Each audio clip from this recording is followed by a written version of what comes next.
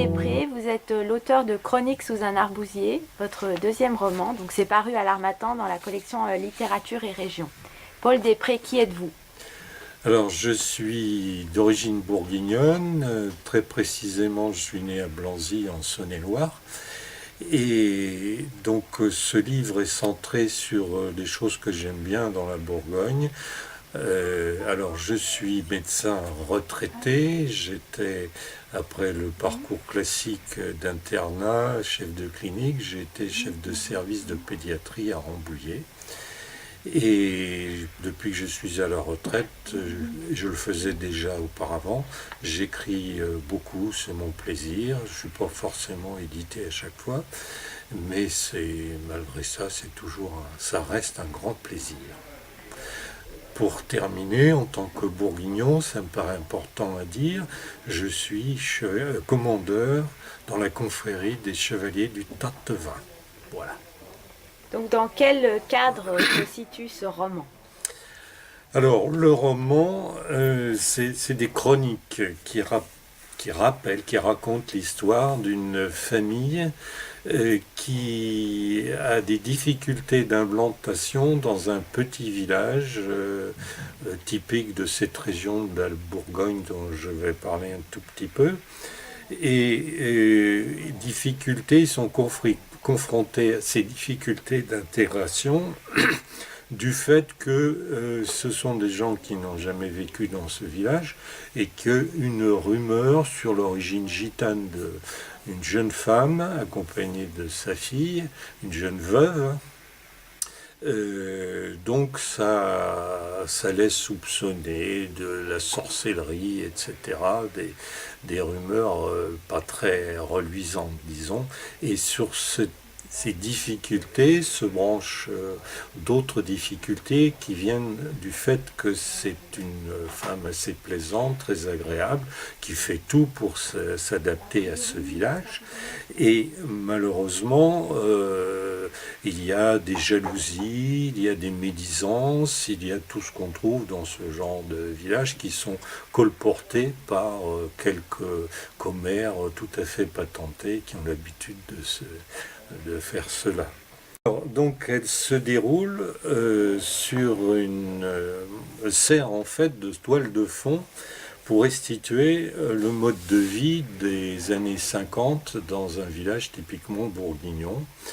Peu de temps après la guerre, où il y a encore des difficultés, il y a encore des gens qui ont souffert de la guerre, soit qu'ils ont été résistants, soit qu'ils ont subi après la guerre les avatars parce qu'ils étaient plus ou moins collaborateurs, donc on en parle vaguement, mais il semble que la plupart des gens sont en train d'essayer de gommer un petit peu ces différends.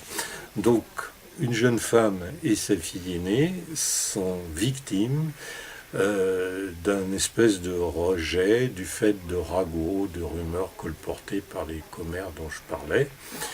Et tout ça avec des personnages assez typiques de ce genre de village ou de petite ville, à savoir les notables, le curé, le maire, la directrice d'école, la receveuse des postes, et puis tous les petits commerçants du village, l'hôtel, le café des sports, qui ont toujours une certaine importance.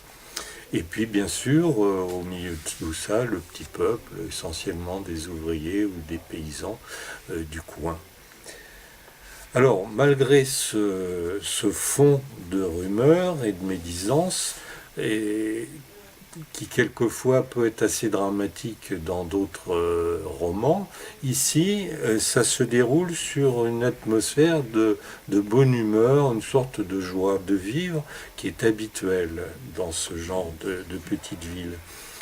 Et les chroniques vont essayer de restituer en partie le mode de vie dans cette partie de la Bourgogne, avec ses vignerons, ses ouvriers du bassin industriel, le gros bassin industriel de la région, et les petites entreprises locales qui se sont implantées autour de ce bassin industriel.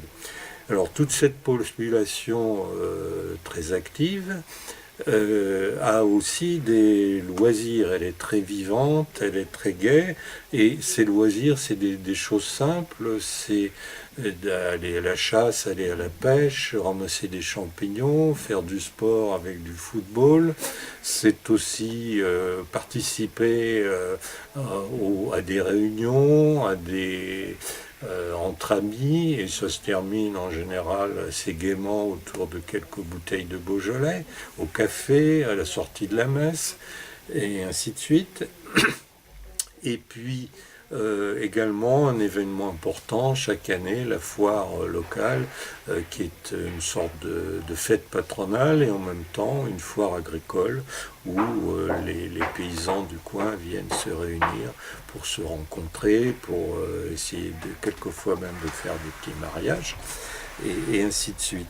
Et puis donc ces relations festives se déroulent en général dans une ambiance très chaleureuse. C'est des gens simples et chez lesquels on va trouver beaucoup d'amitié, de bon sens, de savoir-vivre et aussi pas mal d'histoires un peu lestes, paillardes éventuellement, qui surgissent facilement au cours de ces festivités. Pour terminer, et j'ai choisi pour ces chroniques un style assez léger et même quelquefois un petit peu paillard, qui veut exprimer cette joie de vivre et cette gaieté simple qui règne dans ce village. Et j'utilise en plus, mais avec modération comme on dit, le parler bourguignon, qui fait partie du folklore au même titre que la bonne chère, les bons vins et les autres traditions de la Bourgogne. Hein, si on pense aux livres bourguignons qui ont marqué, c'est Clochemerle, Mon oncle Benjamin et bien d'autres écrits. Je pense également à la guerre des boutons qui se passe pas très loin de là. Et en somme, il s'agit à mon avis, d'un roman facile à lire qui essaye d'être gai, un peu rabelaisien et dont on peut discuter quand on l'a lu autour d'une bonne table avec quelques bons vins, du Beaujolais si possible, et une histoire qui est racontée par un chevalier du tas de vin.